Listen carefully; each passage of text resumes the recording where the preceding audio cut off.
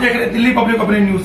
आज हम आपको लेकर आए हैं अखिल भारत हिंदू महासभा के प्रदेश कार्यालय में, जहां पर अखिल भारत हिंदू महासभा के राष्ट्रीय कार्यकारी अध्यक्ष रविंद्र कौर त्रिवेदी जी, दिल्ली प्रदेश अध्यक्ष विजेंद्र सिंह राजू पात्रा जी, प्रदेश महासचिव रवि कुमार शर्मा जी और दिल्ली प्रदेश उपाध्यक्ष यशपाल जी उपस्थित है। तो आइए जानते हैं कि क्या कारण है कि आज अखिल भारत हिंदू महासभा के कार्यालय में समस्त पदाधिकारी उपस्थित हैं, किस कारण पे, किस विषय पे इनकी चर्चा चल रही है।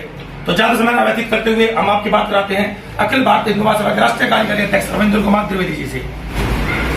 नमस्कार सर, कैसे हैं? नमस्कार जी, बहुत बढ़िया सर। सबसे पहले मैं चाहूंगा कि हमारे चैनल के दर्शकों को आप अपना नाम, अपना पद और अपना परिचय बताएं। मैं रविंद्र कुमार त्रिवेदी, राष्ट्रीय कार्यकारी अध्यक्ष अखिल भारत हिंदू महासभा जी।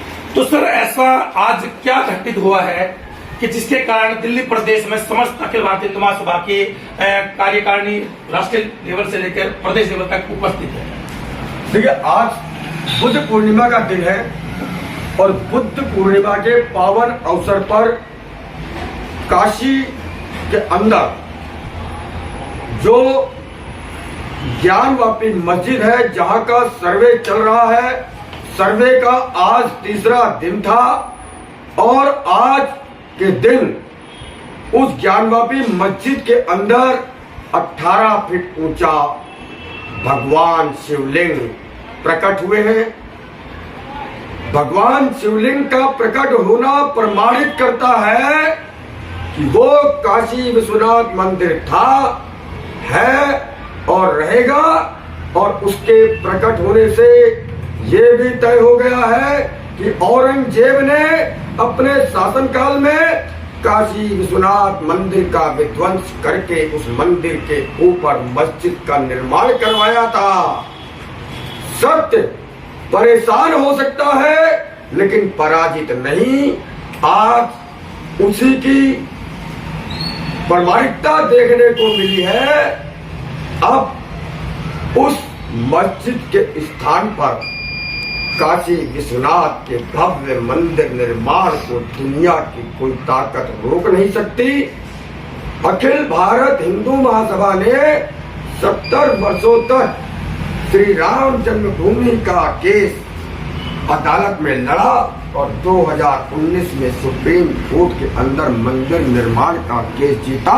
उसी दिन हमने घोषणा कर दी थी कि अयोध्या तो एक झांकी है, काशी मथुरा बाकी है और हमें पूर्ण विश्वास हो गया है कि बहुत शीघ्र काशी का वो मंदिर धर्मियों के प्रतीक मस्जिद के कलंक से मुक्त होगा और भगवान बाबा विश्वनाथ उस कलंक से मुक्ति पाकर के अवतरित होंगे।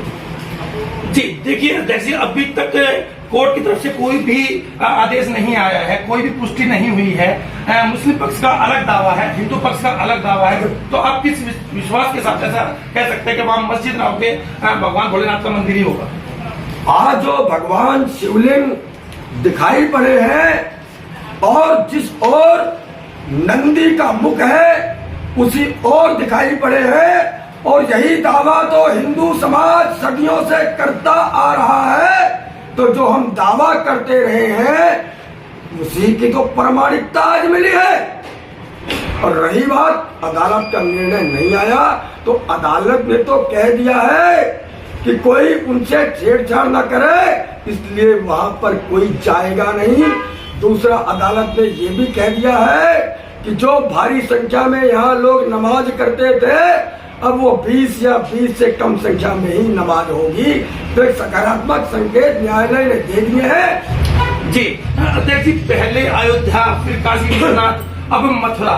तो आपको नहीं लगता कि इन सबसे देश के अंदर सांप्रदायिक विवाद छिड़ सकता है, हिंदू मुसलमानों के झगड़े हो सकते हैं? तो क्या धर्म को आड़ में लेते हुए इस देश में शांति नहीं बनाई रखी जा सकती? देखिए, झगड़ा किस बात का? मेरे मंदिरों को तोड़ करके विधर्मियों ने वहां पर अपने प्रतीक चिन्हों का निर्माण किया, वो क्या सही था? यदि आज मैं अपने धर्म स्थलों को वापस ले रहा हूं कानून के माध्यम से, मैं कोई किसी पर पत्थरबाजी नहीं करवा रहा, मैं कोई किसी पर हमले नहीं करवा रहा। हम तो कानून में आस्था रखने वाले शांति प्रिय नागरिक हैं और अदालत के माध्यम से, अदालत के आदेश से अपनी कार्रवाई को कर रहे हैं, अपने धर्म स्थलों को विधर्मियों से मुक्त करवा रहे हैं, तो इसमें हिंसा कहाँ से आ गई? हिंसा तो वो फैलाते हैं जो पत्थर बरसाते हैं, हिंसा तो वो फैलाते हैं जो इस देश को अघोषित एजेंडे के रूप में इस्लामिक राष्ट्र बनाने के मिशन पे आजादी के 70 सालों से आज तक प्रयत्नशील है। जी, तो देखिए, आपका कहना है कि जितनी भी मस्जिदों को अवैध तरीके से मस्जिद में बदला गया है, उनको परिवर्तन किया गया है, आप उनके लिए संघर्ष करते हैं और करते रहेंगे। अखिल भारतीय हिंदू महासभा सदैव इस कार्य में आगे रहती है। लेकिन इसके साथ साथ बीच बीच में कुछ ऐसे भी वाक्य उठते हैं कि धर्म परिवर्तन को लेकर, तो क्या अखिल भारतीय हिंदू महासभा सिर्फ मस्जिदों से मंदिर को मुक्त कराएगी, या जो धर्म परिवर्तन के लिए एक एजेंडा मुस्लिम पक्ष द्वारा चलाया जा रहा है? बीच बीच में बात उठते रहते हैं, देश के अंदर कई जगह ऐसे कारण सामने भी आए हैं। तो क्या अखिल भारतीय हिंदू महासभा धर्म परिवर्तन को लेकर भी कोई तैयारी कर रही है, या इसलिए कोई विचार विमर्श?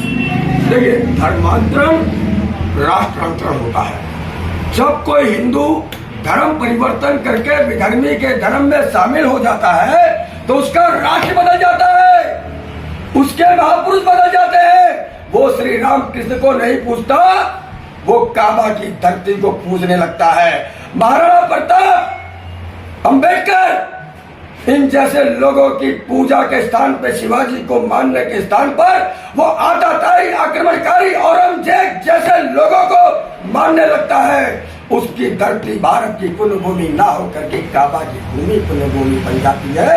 अर्थात जो लोग हिंदू धर्म छोड़ के दूसरे धर्मों में चले गए हैं, उनका शुद्धिकरण करके घर वापसी करवाई जाएगी, पुनः पुनः हिंदू बनाया जाएगा।